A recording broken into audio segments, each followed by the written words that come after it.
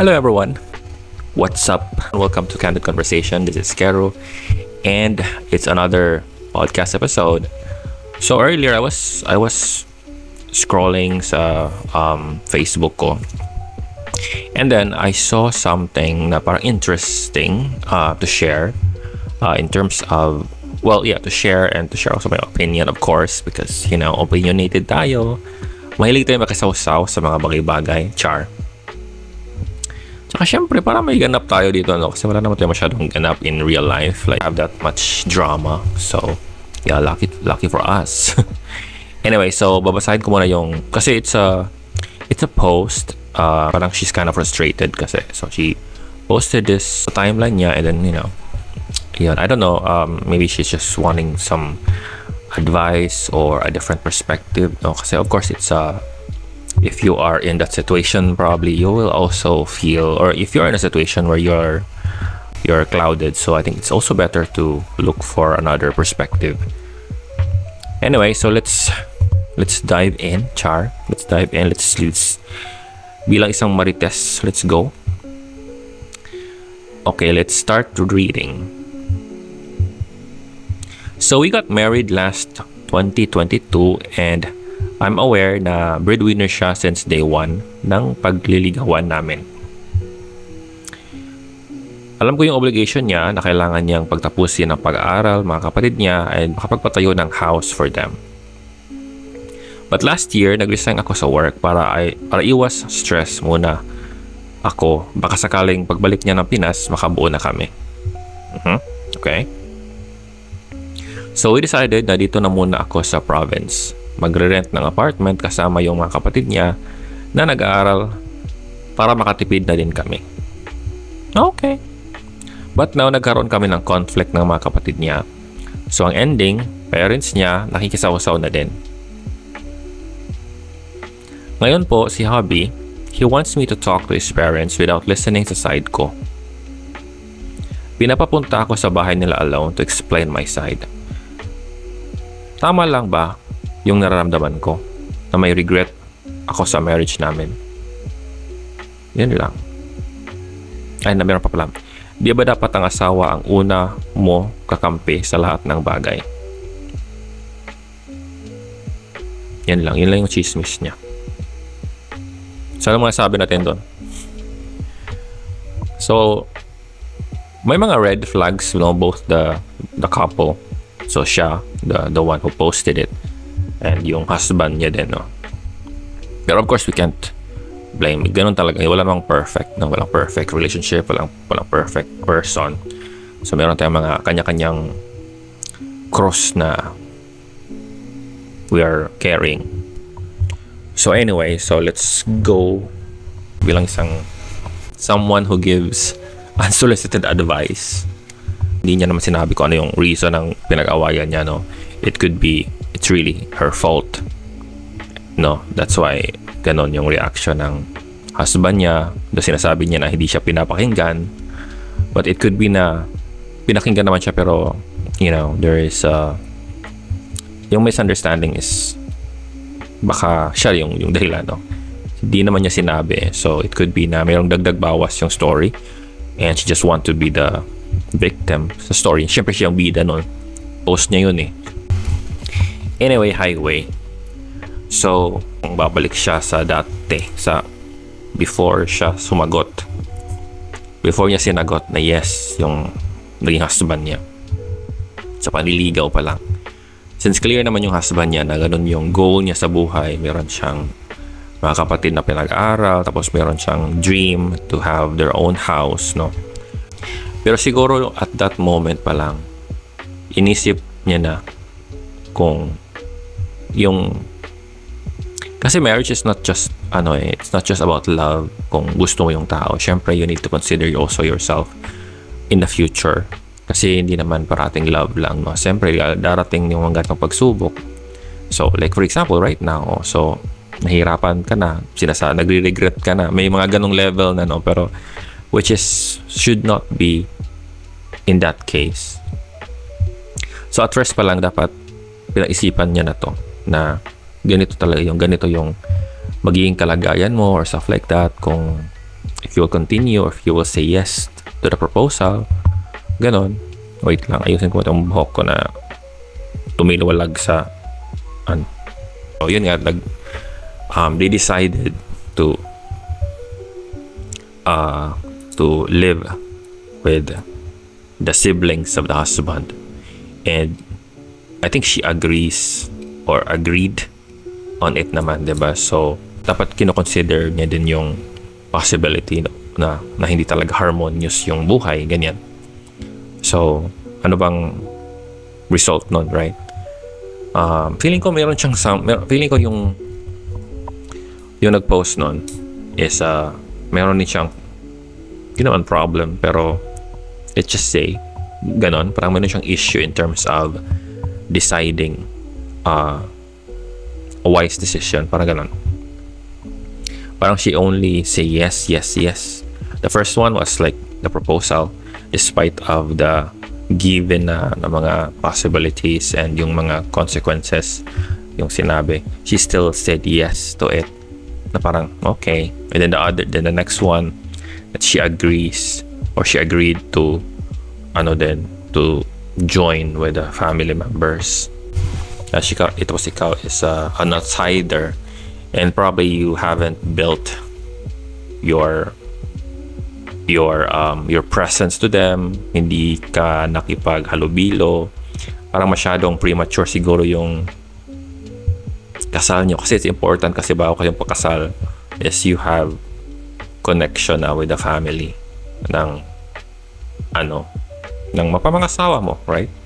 Para matanggap ka nila talaga as their own, kasi mahirap naman talaga kasi yun, especially sa case niya, sa husband niya na siya yung parang breadwinner. So syempre, the siblings and the parents na umaasa sa kanya might probably have some not so nice vibe to her.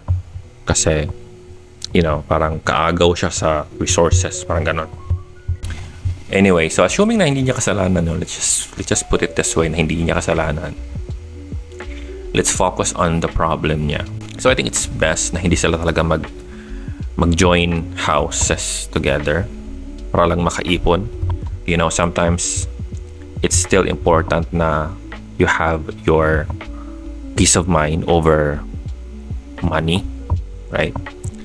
So kung for example in her case na hindi naman siya happy with her with the siblings or the in-laws, yung mga siblings ng husband niya, hindi naman siya happy with them, and since mag-asawa na sila, right? So I think she has the right to say na she will have her own place without them, kasi it will just create conflict. Though it's a good idea na to have connections with them, pero what if hindi naman talaga niya bet? May mga taong introvert, ayaw niya na, or may mga tao na hindi naman they don't like socializing with the family, with the husband or wife's family. It's just that they are not the type na, nakikipag sort of plastikan, right? Kasi, you have to make plastic with those people kasi they are part of your family na, right? Kasi husband or wife mo na yung, family yun ng husband or wife mo, right? So parang family mo na din sila. So ayun, so just need to, pero hindi lahat kasi ng tao is capable of doing it, no? So assuming na ganon siya, hindi niya kayang ganon, so for her peace of mind, it's better na lang to stay away from them as much as possible para walang conflict, para maganda pa rin yung connection, even if not so deep, pero at least walang negative, diba? Tulad na nangyari, at least it's still okay, parang at least hindi man sila ganon ka close or bonded together, at least walang bad blood, right? Kasi mahirap na, parang hasty decision kasi yung nangyari sa kanya, and yun kaya yung kanya-ganyan ang mga, kaya napapasubo siya sa mga ganyang eksena sa buhay kasi hindi niya naisipan. So lesson from that scenario na para kumbaga our takeaways for that scenario is dapat mo talagang pag-isipan yung mga desisyon mo sa buhay. Hindi lang kung ano yung makukuha mo doon, but also kung ano yung possible na negative impact sa buhay mo, no? Especially sa mga ganong klaseng decision sa buhay, like it's really milestone level. At the same time, it also turn your life 360 or 180 degrees, no? Parang there's really a huge leap or difference from your normal you. So I think it's really important you have to ask questions to yourself and to that person, especially papakasal, for example. You not propose, no? If you are really ready, you and then the person also is really ready, and not just you but also the environment or yung mga kapatid, yung mga magulang, ganon. Dahil they are also part of that person, eh. So ayun, kailangan mo silang pakisamahan, ganon. And then of course sa sarili mo, you have to, di ba, you ask also yourself if you are ready. So part of that question siguro is ano na bang kaya mong gawin, no? Kung for example you're not into kaplastikan, parang you are a real person, ganon, parang ganon yung eksena mo. Pero hindi kasi always na ganon yung eksena, no? Sometimes you need to to become a politician. May mga politika din sa pamilya, so kaya mo bang makasundo yung family members, ganon, even if for example yung sa kanya is mag-asawa na sila.